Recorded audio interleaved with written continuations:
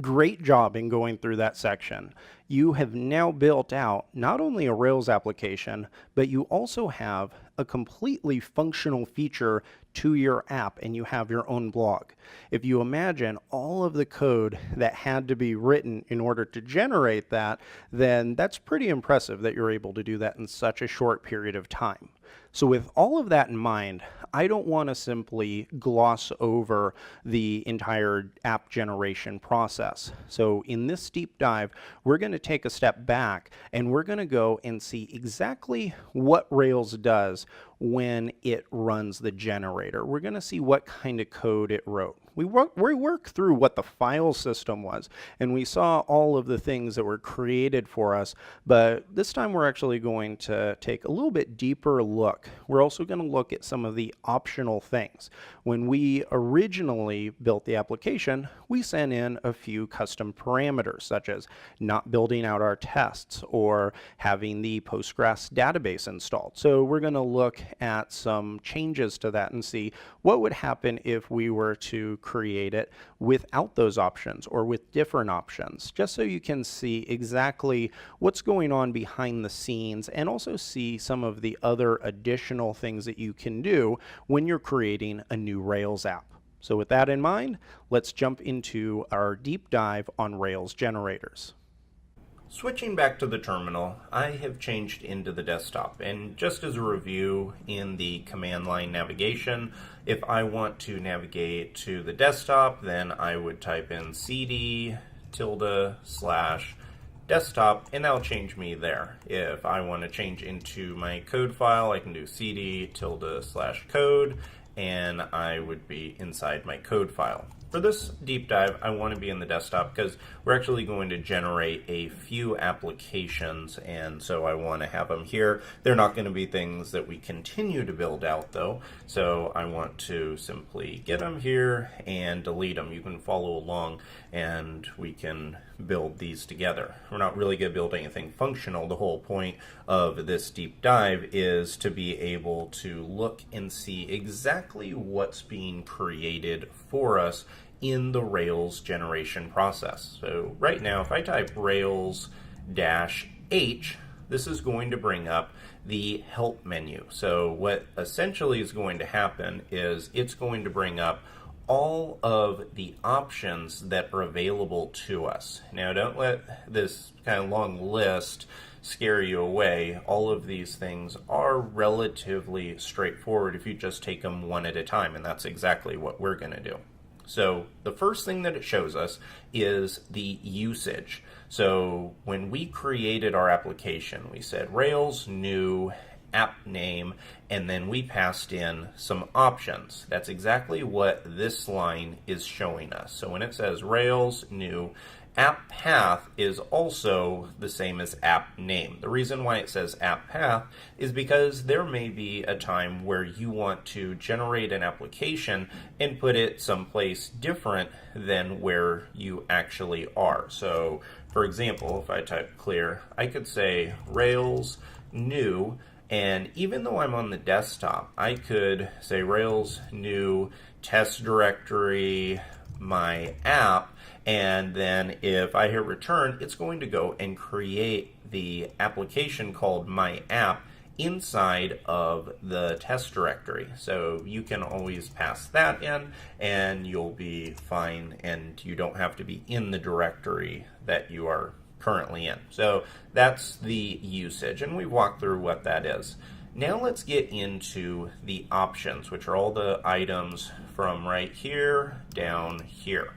So the first option is the Ruby path. So we don't really have to worry about this too much because we utilize RVM. So if you are using RVM, then this doesn't really become a big deal. The only reason why you'd need this is if you want to do something like check out and see your app running with a different version of Ruby, but RVM actually makes that quite simple. Moving down, the next thing you see is with this -m or template side. So right here it has a description on exactly what that does. So here it says the path to some application template can be a file system path or a URL. So this is something that's pretty cool. What a template is it's pretty much exactly what a template is in anything else.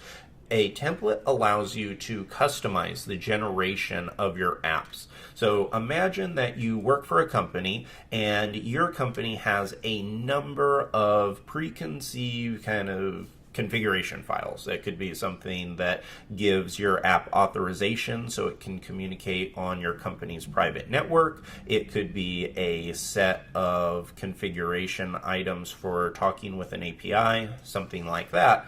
With this, by passing in either -m or --template, then you can pass in a link to the template and it'll go do things. A very common thing that I've used this for in the past is having a connection to have RSpec instead of the default test system. So what that allows me to do is run my set of templates, and then instead of the Rails default test unit, it will actually have the RSpec test library. If you've never heard of that, don't worry. Just realize it's the ability to have a custom library as opposed to the default one that ships with Rails. So it's a way of generating the application and getting it a little bit closer and saving you time to actually build the app, so you don't have to spend a bunch of time setting it up. This is helpful whenever you're doing repetitive tasks.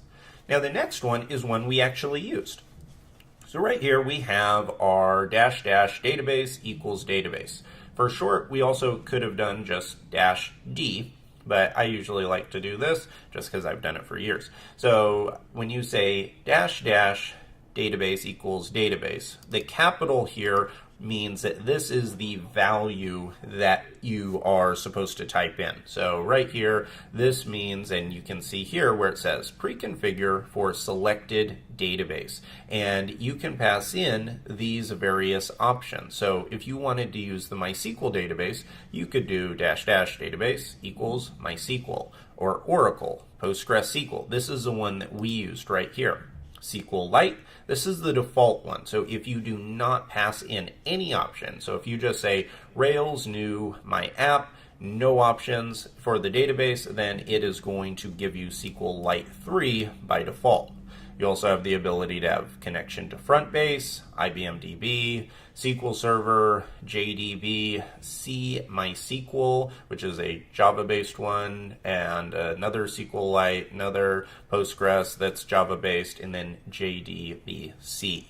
You probably won't use all of these, but it is nice to know you can do this, and I can tell you this is something that is very handy because it's kind of annoying and can be a little bit frustrating to change your database after you've generated the application. So this is something I usually like to do right from the beginning. Is I like to pick out the database that I'm going to use, and then it'll set up all of the settings like we saw during our file overview. So the next thing that it allows us to do is to customize our JavaScript options. So the default is jQuery right here, but if you have some other JavaScript library that you'd rather use, then you can pass that in right here, whether it's something like Angular or something like that. I personally, for Rails applications, my favorite is jQuery, and so that's the reason why I kept it there, and I've used it for years, and I think it's a great library for being able to do what we need to do inside of Rails. Next set of options have to deal with doing things like skipping the gem file. And so right here, you can say don't create a gem file, or you could say don't run bundle install. So what this will do, and this is one we'll actually test out. I could copy and do --skip -bundle, or just -B. So I'm going to use the short syntax. I'll say Rails new my fast app -B, hit return, and what this will do is it's going to generate the application, and notice how fast that generated.